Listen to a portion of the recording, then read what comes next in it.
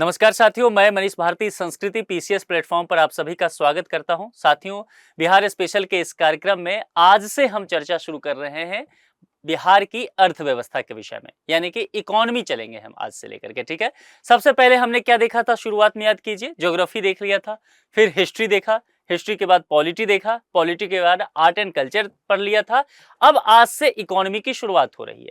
Economy में जो सबसे ज्यादा महत्वपूर्ण है, बिहार के दृष्टिकोण से देखें, आपके प्रारंभिक परीक्षा या मुख्य परीक्षा के दृष्टिकोण से देखें, जिसका डिमांड आप लोग भी कर रहे थे कि सर आप एक साथ जितने भी जीआई टैग हैं वह एक साथ पढ़ा दीजिए, एक जगह इकट्ठा करके दे दीजिए ताकि हमें समझने में आसान होगा। यही तो कह रहे थे आप लोग। चलिए, यहां आपको मिल गया। तो जीआई टैग से संबंधित हम पहला लेक्चर शुरुआत करते हैं। आपको बिहार से संबंधित जितनी अर्थव्यवस्था के मुद्दे होंगे, आपको आने वाले कुछ 7-8 लेक्चर में सब पढ़ा दिया जाएगा। ठीक है, तो यहां से हम शुरुआत करते हैं। बिहार के भौगोलिक संकेतक जीआई टैग को लेकर के चर्चा करते हैं कि क्या क्या मुद्दे हैं। अब जीआई टैग के विषय में सबसे पहले समझते हैं कि किस क्षेत्र को यह प्रदान किया जाता है, किस एरिया के लिए दिया जाता है। तो देखिए, कृषि संबंधी अगर कोई चीज है तो वहां पर भी ये दिया जाएगा, कृषि संबंधी उत्पाद कुछ है ना, तो इसके लिए। इसके अलावा प्राकृतिक चीजों के लिए, और फिर विनिर्मित वस्तु यदि है तो उसके लिए भी, यानी कि 3 मुख्य क्षेत्र जो है इसमें दिया जाएगा। शर्त क्या है, क्यों जीआई टैग दिया जाता है, किसको जीआई टैग दिया जाता है, किस उत्पाद को, यह भी समझने की बात है। जैसे कि मान लीजिए मखाना को दिया गया, मगही पान को दिया गया, है ना, जैसे मधुबनी पेंटिंग को दिया गया। आखिर क्या विशेषता है इसमें, कुछ तो ऐसी बात होगा। तो यह अपने गुण को लेकर के कहेंगे तो नायाब होगा, अनूठा होगा, इसके जैसा कोई और नहीं होगा, तो अद्वितीय हुआ, कुछ खास बात इसके अंदर आया। और ख्याति या इसके भौगोलिक उद्भव के कारण, है ना, जिस क्षेत्र से जुड़ा हुआ है, जैसे मिथिला के मखाना की बात की गई, हालांकि मैं बताऊंगा अभी उस पर कि विवाद रहा है उस पर। तो मिथिला क्षेत्र में मखाना का उत्पादन होता है। मिथिला क्षेत्र कहने का तात्पर्य हो गया कि जो गंगा के उत्तरी भाग में हम चलेंगे, है ना, जो उत्तरी मैदान है बिहार का, जिसमें अगर दरभंगा कमिश्नरी की चर्चा करते हैं, समस्तीपुर डिस्ट्रिक्ट की बात करते हैं, उसमें मधुबनी, सहरसा, सुपौल, मधेपुरा, पूर्णिया, कटिहार, किशनगंज, मुजफ्फरपुर, ये सब जो एरिया है, यहाँ पर मखाने का उत्पादन होता है। क्योंकि जल की प्रचुर मात्रा यहाँ पर है ना, इस वजह से कई सारी नदियां हैं, चाहे वो गंडक हो, बूढ़ी गंडक हो, चाहे वो करे हो, चाहे फिर इसके बाद आप कोसी देखेंगे, जिसे बिहार का शोक भी कहा जाता है। तो ये सारी चीजें हैं, इससे जुड़ा हुआ चीजें होंगे ये सब। तो इसका जो उद्भव होगा उसका अपना एक एरिया है लिमिटेड। तो इस वजह से भी ये सारी लक्षण जो उसमें होंगे, जो विशेषताएं होंगे, इस वजह से किसी उत्पाद को ये दिया जाएगा। अब जीआई टैग क्या है, तो देखिए, एक प्रकार का बौद्धिक संपदा अधिकार है, इंटेलेक्चुअल प्रॉपर्टी राइट आप इसको कह सकते हैं, IPR, है ना, IPR, इंटेलेक्चुअल प्रॉपर्टी राइट, यानी कि उस पर, उस क्षेत्र का, उस प्रोडक्ट पर, उस क्षेत्र का अधिकार हो गया। ठीक है, जो आईपीआर के अन्य रूपों से भिन्न होता है। अब देखिए यहां पर क्या क्या है। यह एक विशेष रूप से निर्धारित स्थान के समुदाय की विशिष्टता को दर्शाता है। अगर मैंने आपसे कहा कि मिथिला मखाना, तो आपके दिमाग में क्या आया, तुरंत आप समझ गए ना कि मिथिला के क्षेत्र में जो मखाने की उत्पादन हो रहा है उसको लेकर के बातें की जा रही है। समझ में आया। मैंने आपसे कहा मधुबनी पेंटिंग, तो आपके समझ में क्या आया कि हाँ, मधुबनी में जो एक खास तरह की पेंटिंग बनाई जाती है ना, उस पेंटिंग के विषय में चर्चा किया जा रहा है, उस क्षेत्र के विषय में आप समझ पाए उस पेंटिंग के माध्यम से, है ना। जैसे मैंने आपको कहा कि मगही पान को लेकर के हमने चर्चा किया, तो मगध क्षेत्र में आपका दिमाग चला गया। ठीक ऐसे ही बनारसी साड़ी, तो बनारस में आपका दिमाग गया। समझ में आ रहा है ना, ये चीजें हैं, समझना है। वर्ल्ड इंटेलेक्चुअल प्रॉपर्टी ऑर्गेनाइजेशन, इस ऑर्गेनाइजेशन का नाम ध्यान रखिएगा, यानी कि WIPO, world intellectual property organization के अनुसार जियोग्राफिकल इंडिकेशंस टैग एक प्रकार का एक लेवल होता है जिसमें किसी उत्पाद को विशेष भौगोलिक पहचान दी जाती है, जिसकी चर्चा अभी हमने किया। जीआई टैग प्रदाता कौन है, इसके विषय में समझ लीजिए, ये इंपॉर्टेंट है। वाणिज्य मंत्रालय के तहत, ठीक है, तो वाणिज्य मंत्रालय के तहत डिपार्टमेंट कई सारे हैं, उसी में department of industry promotion and internal trade, ये नाम ध्यान रखिएगा। ठीक है, ये एक डिपार्टमेंट का नाम है जो वाणिज्य मंत्रालय के अंतर्गत कार्य करता है, वाणिज्य मंत्रालय के अंतर्गत। पंजीकरण और विनियमित कहां से, तो वस्तुओं के भौगोलिक संकेतक पंजीकरण और संरक्षण अधिनियम 1999 द्वारा। तो यहां पर जो 2-3 बातें आपके लिए लिखा गया है, ये ध्यान रखिएगा। अब एक बात, प्रश्न ये उठता है कि मान लेते हैं कि मिथिला के मखाना को जीआई टैग मिल गया, तो क्या आजीवन मिला रहेगा, अनंत काल तक ऐसा रहेगा? जवाब है नहीं। क्योंकि ऐसा भी हो सकता है ना कि आंध्र प्रदेश में मखाना की खेती होने लग जाए और वहां ज्यादा उत्पादन हो, ज्यादा प्रभावशाली हो, कुछ नया हाइब्रिड तरह का बीज उत्पन्न किया जाए, कुछ अलग किस्म वहां के पैदावार में हो, कुछ तो ऐसा हो सकता है। तो आने वाले 50 साल में दूसरे जगह इसका हब बन सकता है, यह भी ध्यान रखना है। तो इसके लिए क्या होता है कि 10 साल के लिए यह व्यवस्था किया गया है, 10 वर्ष के लिए मान्य होता है और फिर इसका अगर आगे जारी रखता है तो रिन्यू किया जाता है ना। जैसे लाइसेंस वगैरह का कैसे रिन्यू होता है, वैसे ही जीआई टैग का लाभ क्या होता है। देखिए, किसी भी क्षेत्र में अगर इस तरह की व्यवस्था है किसी प्रोडक्ट को लेकर के, तो कानूनी सुरक्षा उसको प्रदान कर दिया जाता है ना। वहां पर इन्वेस्टमेंट ज्यादा जाएगा, वहां रोजगार का अवसर बढ़ेगा। इसके अलावा दूसरों द्वारा पंजीकृत भौगोलिक संकेतों के अधिकृत उपयोग को रोक भी इससे मिल जाएगा और उत्पादित निर्मित वस्तुओं के उत्पादों की आर्थिक समृद्धि को ये क्या करेगा, बढ़ावा देगा, रोजगार बढ़ेगा, वहां की प्रोडक्टिविटी बढ़ेगा, खुशहाली बढ़ेगा, समृद्धि बढ़ेगा, विकसित होगा वो जगह। ये सारी चीजें जो है इससे जुड़ा हुआ है। भौगोलिक संकेतों से संबंधित अंतर्राष्ट्रीय संधियों के विषय में जानिए, यहां से प्रश्न पूछा जाता है, ये इंपॉर्टेंट है। भौगोलिक संकेतों से संबंधित प्रमुख संधि विश्व व्यापार संगठन यानी कि WTO, वर्ल्ड ट्रेड ऑर्गेनाइजेशन द्वारा प्रदत्त बौद्धिक संपदा अधिकार का व्यापारिक समझौता ट्रिप्स है। ठीक है, एक चीज ये ध्यान रखिएगा, इंपॉर्टेंट है। औद्योगिक संपदा संरक्षण से संबंधित पेरिस सम्मेलन आपको ध्यान रखना है, यह औद्योगिक संपदा संरक्षण से है। इसके अलावा वस्तुओं के स्रोत पर मिथ्या या छद्म संकेत शमन संबंधी मैड्रिड में जो ट्रीटी हुआ था संधि, वह भी है। और अंतर्राष्ट्रीय पंजीयन एवं स्रोत सूचकों के से संबंधित लिस्बन समझौता जो हुआ था, यह भी है। तो ये चारों आपको ध्यान रखना है जो कि अंतर्राष्ट्रीय स्तर का संधि है इन चीजों को लेकर के।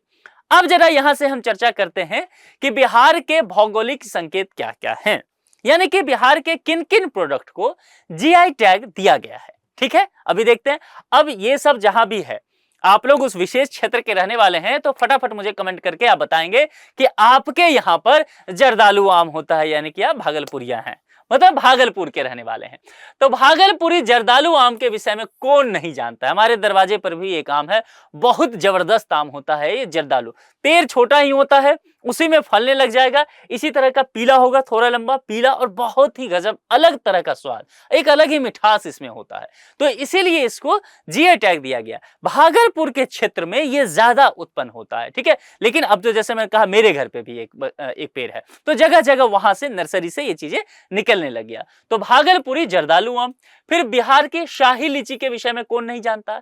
अब शाही लीची को ध्यान रखिएगा, मुजफ्फरपुर से संबंधित जरूर देखिएगा। अगर मान लीजिए पूछता है कि कहां पर ज्यादा, तो आपको मुजफ्फरपुर चलना पड़ेगा। हालांकि अलग क्षेत्र में भी है, दरभंगा के हिस्से में भी मिलेगा आपको, समस्तीपुर में भी, हमारे यहाँ बगीचे में भी एक ऐसा ही है शाही लीची का, वो रोसड़ा में है।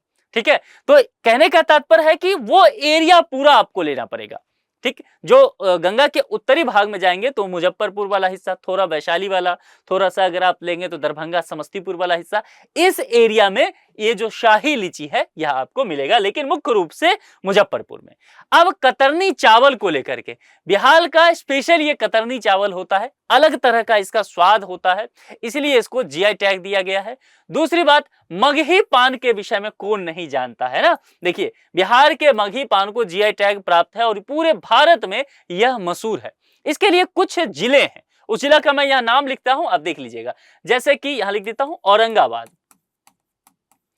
है ना, औरंगाबाद। इसके बाद 3-4 डिस्ट्रिक्ट है, इसके बाद नवादा, ये एकदम आपको झारखंड से टच करता हुआ डिस्ट्रिक्ट मिलेगा, बिहार के बिल्कुल दक्षिण में, दक्षिणी मैदान में मिलेगा। उसके बाद गया, और गया के बाद बगल में कौन सा है, नालंदा। तो ये देखिए क्या क्षेत्र, मैंने क्या इसको कहा था, मगही। मगही बोले तो मगध का जो हिस्सा है ना, वही तो भाषा मगही बोला जाता है। तो वहां जो पान होता है उसका उत्पादन, उसको कहा दिया गया मगही पान। और ये 4 डिस्ट्रिक्ट जो है वह महत्वपूर्ण इस चीज को लेकर के है। मामला समझ में आ गया। ठीक है, यहां पर इसकी खेती होता है, बड़े स्तर पर होता है। मिथिला मखाना, है ना। अब यहां पर समझिए, जब ये मिथिला मखाना के नाम से आप देख रहे हैं, इसको जब जीआई टैग के लिए भेजा गया था तो इसको बिहार मखाना के नाम से भेजा गया था भारत सरकार के पास, वाणिज्य मंत्रालय के पास। इसके बाद बहुत विद्रोह हुआ बिहार में, इस बात को लेकर के, और संपूर्ण मिथिला में विद्रोह चला। बहुत सारे जो मिथिला के गणमान्य व्यक्ति रहे देश विदेश में, उन्होंने विद्रोह किया कि भाई मखाना की खेती जो होता है मिथिला के क्षेत्र में होता है, ना कि संपूर्ण बिहार में होता है, इसीलिए इसका नाम जो है वह मिथिला मखाना पड़ना चाहिए, ना कि बिहार का मखाना पड़ना चाहिए। इसीलिए कहानी बता रहा हूं कि अगर ऐसा विकल्प आता है तो आपको सचेत रहना है, ठीक है। मेंस में आप अगर ऐसे प्रश्न आते हैं और इस तरह के डिबेट वाले प्रश्न होते हैं तो आप उस पर चर्चा कर सकते हैं। उदाहरण स्वरूप कहा गया कि अगर मगध का पान है, मगध क्षेत्र का, तो आप उसे बिहार का पान कहां कह रहे हैं? आप कह रहे हैं मगही पान है। आप भागलपुर का जर्दालू आम कह रहे हैं। समझ में आ रहा है? तो ये चीजें हैं, यानी कि आप बनारसी साड़ी कह रहे हैं, जिस क्षेत्र से संबंधित है। आप यूपी का साड़ी कहां कह रहे हैं? तो कुल मिलाकर के यही हुआ कि जब ये मिथिला में मखाना हो रहा है तो इसका नाम भी मिथिला मखाना होना चाहिए, ना कि बिहार मखाना होना चाहिए। तो बिहार सरकार के ध्यान रखना है, कृषि मंत्रालय ने, वाणिज्य मंत्रालय भारत सरकार को जो पत्र लिखा था उसमें पहले बिहार मखाना की चर्चा किया गया था, लेकिन तमाम विद्रोह के बाद भारत सरकार ने कहा कि इस पर पूर्ण विचार होना चाहिए। फिर से विचार किया गया और फिर से क्या हुआ, दोबारा इस बात को लेकर के पत्र भेजा गया और उसमें मिथिला मखाना की चर्चा की गई और फिर मिथिला मखाना को इसी नाम से जीआई टैग मिला। पिछले कुछ वर्षों की ये बात कहानी है। मामला समझ में आ गया? ये ध्यान रखिएगा। लगभग ऐसा माना जाता है कि 85 से 90% उत्पादन जो मखाना का भारत में होता है वो मिथिला के क्षेत्र में ही होता है, ठीक है। तो ये बात आप ध्यान रखिएगा। कुछ चर्चित जिले के नाम मैं बोल देता हूं, नोट कर लीजिए। जैसे मैंने कहा दरभंगा कमिश्नरी की आप बात करेंगे, कोशी की बात करेंगे, तिरहुत क्षेत्र की बात करेंगे, वहां पर जैसे कि आपको लिख लेते हैं कि सबसे महत्वपूर्ण इसमें आपको दरभंगा आएगा, मधुबनी आएगा, समस्तीपुर आ जाएगा, सहरसा, सुपौल, मधेपुरा, उसके बाद आपको किशनगंज भी रख लीजिए, आप पूर्णिया रख सकते हैं, कटिहार रख सकते हैं, थोड़ा बहुत हिस्सा बेगूसराय का आप रख सकते हैं, भागलपुर का एरिया रख सकते हैं, मुजफ्फरपुर के कुछ एरिया में और सीतामढ़ी शिवहर वाले कुछ एरिया में भी आपको ये देखने को मिल जाएगा। तो ये इसका पूरा क्षेत्र है, ये ध्यान रखिएगा। और मरचा चावल बहुत फेमस है आजकल, जो मरचा चावल को लेकर के बड़ा ही एक अलग तरह का जो क्रेज देखा जा रहा है, बिहार में ही नहीं संपूर्ण देश में, यह जो है चंपारण की शान कहा जाता है, ठीक है। तो आपको चंपारण वाले हिस्से में ये इसको लेकर के चलना पड़ेगा। और सिलाब खाजा, भाई साहब कौन नहीं मतलब जानता है इसके बारे में। बिहार का आदमी हो और सिलाब खाजा के बारे में ना जाने तो क्या ही कहना। और इस तरह का खाजा आप जानते हैं बिहार में अब तो खैर चौराहे चौराहे पर मिलने लगा है, लेकिन छठ पर्व अभी जैसे खत्म हुआ है तो छठ पर्व में आपको सब जगह सूप पर चढ़ता है भगवान को अर्घ में, तो ये आपको देखने को मिलेगा। तो सिलाब खाजा के विषय में आप लोग और क्या जानते हैं? मिठाई की बात है, आप ही लोग कमेंट पर लिख करके बताइए किस क्षेत्र में आपके यहाँ ये ज्यादा प्रसिद्ध है और आप में से कितने लोगों ने खाया है, यह भी बताना है। मधुबनी पेंटिंग, अब देखिए मधुबनी पेंटिंग के संबंध में भी एक विवाद है, इसको ध्यान रख लेना है। अगर प्रश्न में आ जाता है मधुबनी पेंटिंग की जगह मिथिला पेंटिंग, तो क्या आप उसको गलत मानेंगे? देखिए तकनीकी तौर पर ध्यान देना है, मैं जो बोल रहा हूं तकनीकी तौर पर यह मधुबनी पेंटिंग ही है, ठीक है।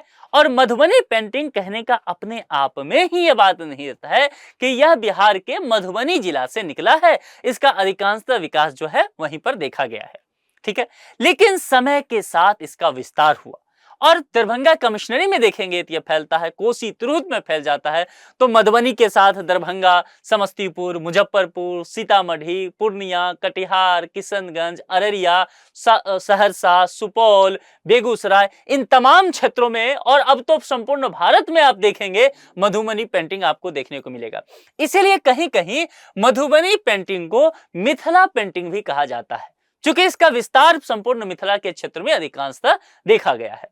जैसे और इसमें राम सीता के विवाह को लेकर के बहुत दिखाया जाएगा, वन की यात्रा दिखाया जाएगा। देख रहे हैं जैसे राम भगवान है, सीता मैया और लक्ष्मण जी, तो मधुबनी कला के रूप में इसे देखा गया है। इसमें जैसे विवाह होता है तो नव दंपत्ति जिस कमरे में रहते हैं उसको कोहबर घर कहते हैं, कोहबर घर है ना, मिथिला में, मैथिली में कोहबर घर कहते हैं। तो उस कोहबर घर में भी ये मधुबनी पेंटिंग किया जाता है, ठीक है। दीवालों पर भी होता है, कपड़े पर कर दिया जाता है और बहुत फेमस है, देश विदेश में अब ये बहुत फेमस हो गया है, तो इसको ध्यान रखना है। कौन लोग इसको जानते हैं? आप में से बहुत सारे लोग ये जानते भी होंगे मधुबनी पेंटिंग। मैं भी बचपन में थोड़ा थोड़ा बनाया करता था, अब नहीं उतना आता है। आप लोग अगर कोई जानते हैं मधुबनी पेंटिंग के विषय में तो मुझे जरा कमेंट करके बताइए। खटवा, एप्लिक, ये बहुत फेमस है ना। तो ये जो है इसको बिहार का एक तरह से क्या कहेंगे, हर्ट कहेंगे, hurt of Bihar Bihari craft ऐसे कहिए इसको। तो ये क्राफ्ट के रूप में बहुत ही फेमस है बिहार में और इसको भी जीआई टैग दिया गया है। उसके बाद सुजनी कढ़ाई के विषय में जानते हैं ना, सुजनी कढ़ाई को भी जीआई टैग दिया गया है। आप में से कितने लोग जानते हैं ये दोनों, जो खटवा है और सुजनी कढ़ाई, जानते हैं क्या? कमेंट करके मुझे आप बताइएगा। इसके बाद भागलपुर का रेशम, सिल्क सिटी कहा जाता है बिहार का भागलपुर को, और भागलपुर का जो रेशम है इसको भी जीआई टैग दिया गया है। इसके बाद ये जानते हैं सिक्की घास, सिक्की घास बहुत ही बेहतरीन चीज होता है। इसको ऐसे समझिए कि आप शायद इस तस्वीर से देख पा रहे होंगे, जैसे कि ये बर्तन बना हुआ है भंडारण के लिए, कुछ चीजें रखने के लिए, फल रखने, चावल रखना है।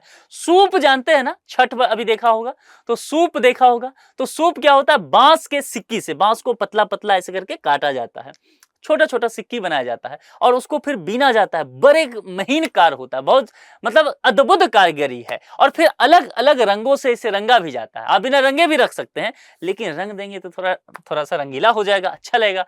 तो लाल कलर का, उसके बाद इसमें हरा बहुत दिखेगा आपको, पीला भी दिख सकता है। तो ये सारे कलर से जो है ये सारा रंगा जाता है। बिहार के सिक्की घास उत्पाद को भी दिया गया है। इसके बाद अंत में देखते हैं मंजूषा कला के विषय में। तो मंजूषा कला को भी क्या किया गया है? बिहार का जीआई टैग दिया गया है। आप लोग मुझे ये बताइए कि मंजूषा कला के विषय में कितने लोग जानते हैं और कितने लोगों को ये आर्ट आता है आप में से? क्योंकि आज बहुत सारी चीजें मैंने इसमें बताया है जो आप लोगों को आता होगा। बहुत सारे, जैसे मखाना की बात मैंने कहा, मखाना की खेती बहुत लोग जानते हैं, हमारे यहाँ भी होता है, बहुत लोग करते हैं। मैंने खाजा को लेकर के बताया, बहुत लोग बनाना जानते होंगे। तो आज का टॉपिक जो है कुछ ऐसा ही रहा है। तो आप लोग को जो जो चीजें बनाने आता हो, है ना, कढ़ाई उढ़ाई करने आता हो इसमें, तो मुझे कमेंट करके बताएंगे। और ये सारे प्रोडक्ट आपके किस किस डिस्ट्रिक्ट में होता है, आपने कभी किया है, ये सारी बातें भी आप मुझे कमेंट में लिख के बताएंगे। और सबसे महत्वपूर्ण, छोटा सा लेक्चर है, बहुत कम प्रोडक्ट है, चीजों को अच्छे से जानकारी ले लीजिए। यहां से एक दो प्रश्न रहेगा ही रहेगा, प्रीलिम्स में भी रहेगा, मेंस में भी रहेगा। बिहार स्पेशल से 30 क्वेश्चन पूछे जाते हैं और समझ सकते हैं 30 क्वेश्चन बहुत महत्वपूर्ण होता है आपको सिलेक्शन के लिए। तो इसीलिए ध्यान से देख लेना है, कम मेहनत करके ज्यादा फल आपको मिल जाएगा। तो आज इतना ही, फिर मुलाकात कल होगी। अपना बेहद ख्याल रखिए। बहुत बहुत शुक्रिया। Thank you so much.